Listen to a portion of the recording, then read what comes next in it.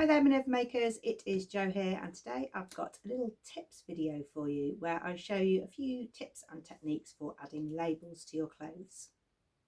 It's a really special treat to add a label in your me-made garments, but sometimes it can be a little bit tricky just to get it straight and to finish off your garment. If you put a wonky label in, it always feels a little bit odd that you've made something really well and then the last little bit didn't quite go so well. I'll show you a few little tools and techniques and a few different ways that you can add labels. You might be putting them on the inside, or you might be putting them on the outside where people can see that you've made your own clothes. I've got a range of labels today from different companies, so they're not all from the same brand because they all have a different amount of sewing allowance at the top, and that will determine how you put the label in your clothes.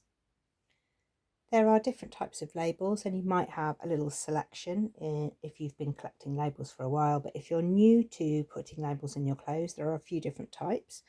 So there is one with a centre fold, so that's satiny and smooth on both sides, and you've got a little bit of space there to use as your seam allowance, and it's got a sealed edge so it doesn't fray.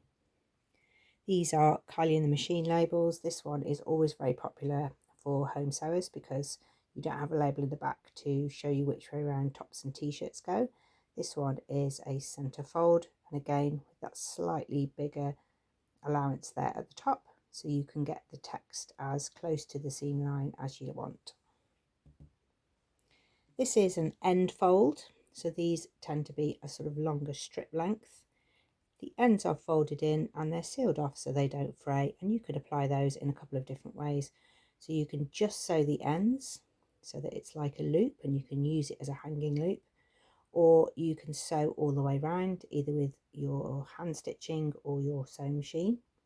You can also fold them in half so that they go over the edge of something like a hat, but you won't see all of the text or print unless it's in a particular place. These ones are side seam ones, so it has writing on both sides. Tends to be a little longer and thinner.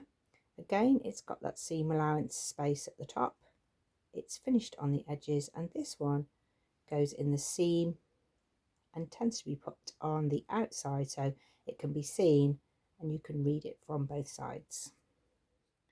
These labels are by Sew Anonymous, and they don't have a fold on them at all. They're just a flat label. They're quite firm and they've been stabilised, so you could put that in lots of different places, peeping out from a pocket, put it on a side seam, you can put it at the bottom of a jacket and fold it up and sew it. So there's lots of different options for that one.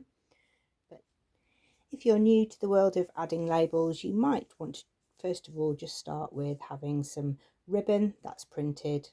This one's got different fonts on it, but you can get all sorts of different ones saying handmade with love, ones with hearts on and little bits of text.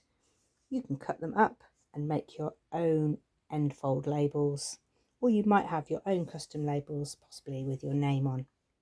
Let's take a look at lots of different projects and lots of different ways in which I've added these labels. This tin holds all my labels and my glue for holding it in place, and I also have a little seam gauge in there so I can make sure I'm getting it in the right position.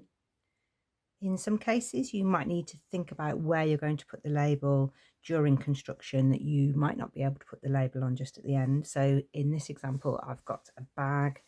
It's a reversible double-sided bag. It's got a pocket on the inside, so this is the lining, and I would like to have my label on the pocket, but obviously I can't get into there after everything is constructed. So you might need to think about where your label is going to go and sew it in position before you construct it with the rest of your instructions.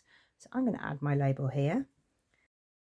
This is an end label, so I'm going to put a little bit of glue on each end and position it in place. I can do two things now. I can either just sew at the ends, or I can sew all the way around the label and treat it as a flat label because it's got finished edges. This one has been machine stitched on, and you do have to go quite carefully and steady if you want it to look neat and tidy. So sometimes you might need to think about your label before the end. So I would like to put this label in at the end of my project. So I only want the smallest amount of sewing on the right side so that nothing too much shows on the wrong side. To hold labels in place, you can use a temporary glue. So this is a Kylie in the Machine label glue. It's a temporary glue and you can stick it on the back of the label to hold it in position while you sew. If you've seen me using this glue pen, it will do exactly the same thing, and you can get refills for this one. And you can stick your label in place. And it's really helpful if you want it somewhere quite specific. So I want it right over the centre back and to cover over that little bit of overlocking. Okay, let me show you a different way to attach this that doesn't create too much interruption on the right side. I'm going to use a zigzag stitch. It's 3.5 in width, but there's no length to it, so it's not going to travel along. It's just going to zigzag or do sort of bar tack in one position. I've got a matching thread in the bobbin that matches the outside of my fabric. And I've got a different colour in the top which matches my label. And I'm going to use the hand wheel to make sure that I'm just catching the edge of the label.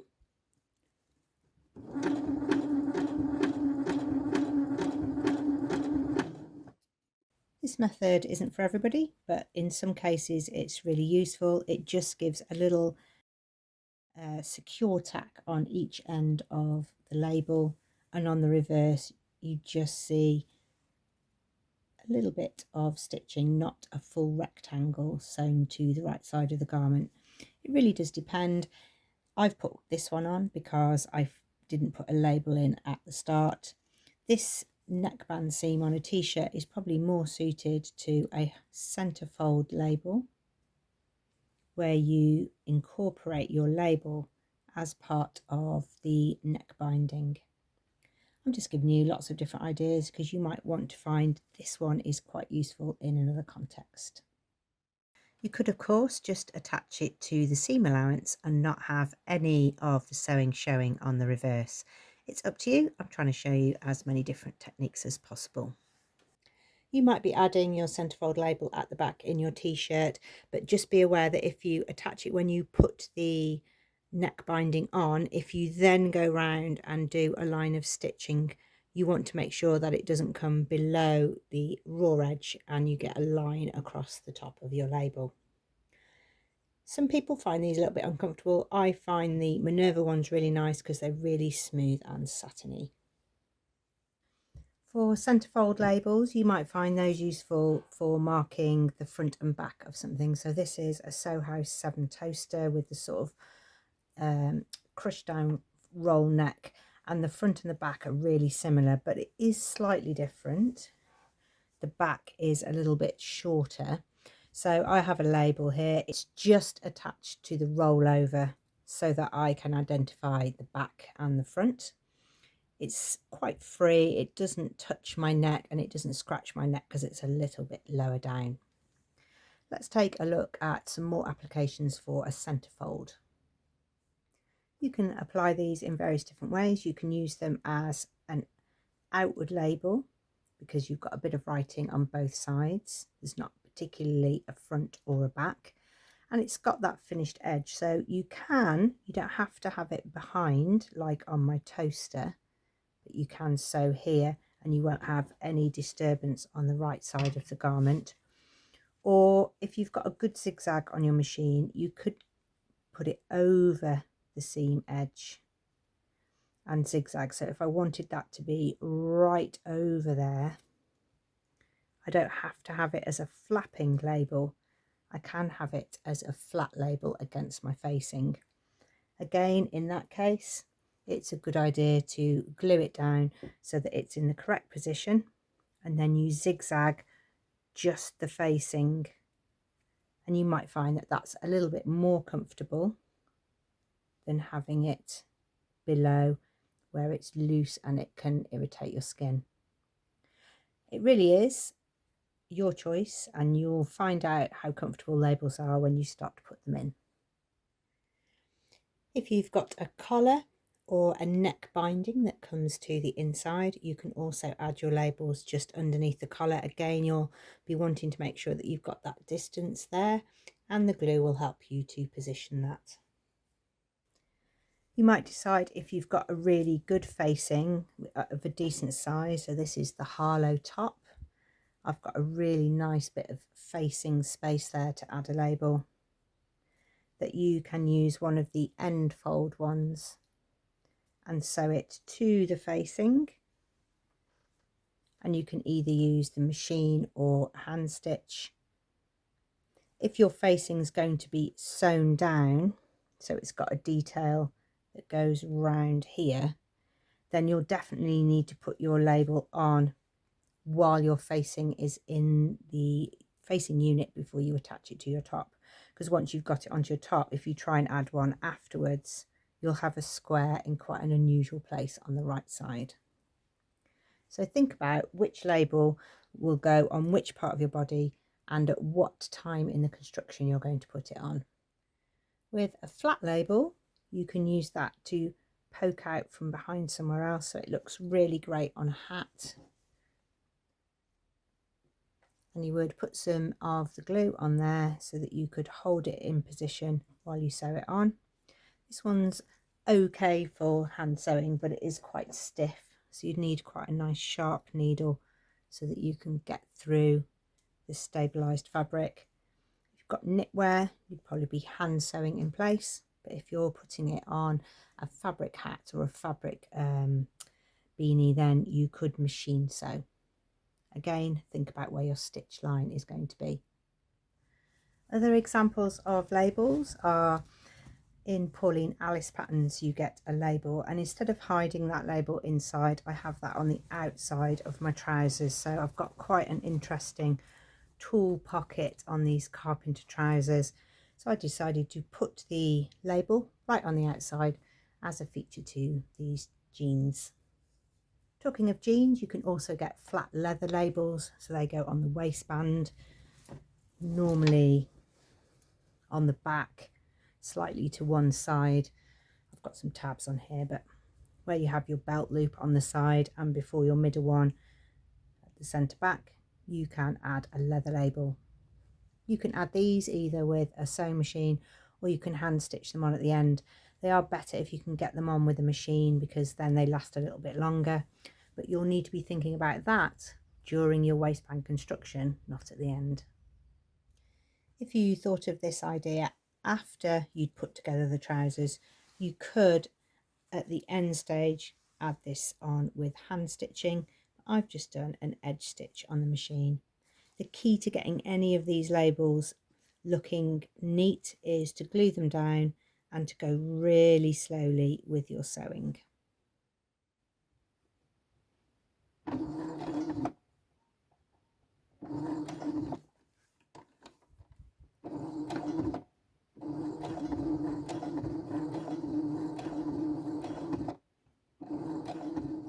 You really are going to be using the sewing machine as if it's sewn by hand for you, so just one stitch at a time, watching it carefully until you get to the corners.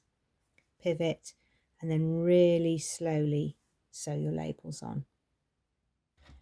Okay, let's take a look at putting labels on the outside. So let's say we would like this "It has pockets" label to be on the outside of this piece of sewing, but we can't just guess where that writing is going to land. What we need to know is the seam allowance. So let's use the Kylie in the Machine gauge. It's a little gauge that has different seam allowances, but because it's see-through, you can see what's happening to the text on the label. So I'm going to use an example of a 1.5 seam allowance. So that line is running here. If I matched my label up to the raw edge, my stitch line will be running through the words. So you'll need to position your label a little bit further away,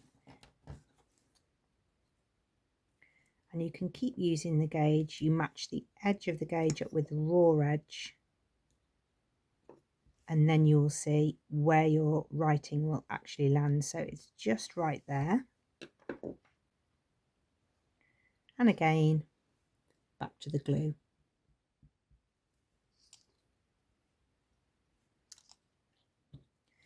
It's a really good idea now to baste this label in place within the seam allowance. So anywhere in here.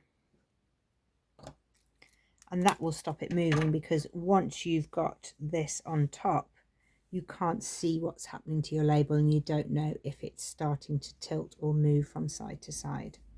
So first of all, baste your label in place. Once you've basted it into position, it won't move now, and even though it's covered up and you'll be sewing that label blind, you won't see where it is. It's not going to move because it's glued and basted. And you need to make sure that you keep your 1.5 centimetre seam allowance when you're sewing, because that is where you're expecting your writing to be, based on the 1.5 centimetre measurement we made from raw edge to label writing.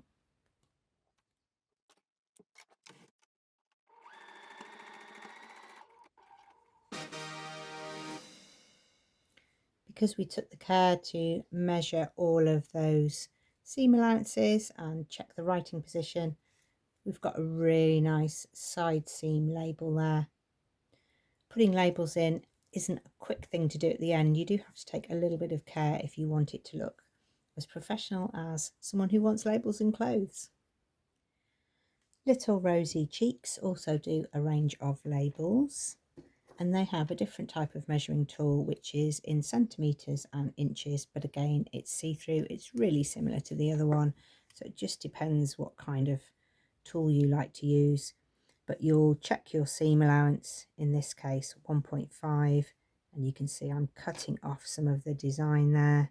So if my seam allowance is 1.5, then I need to position my label here. Back to the glue and repeat the process.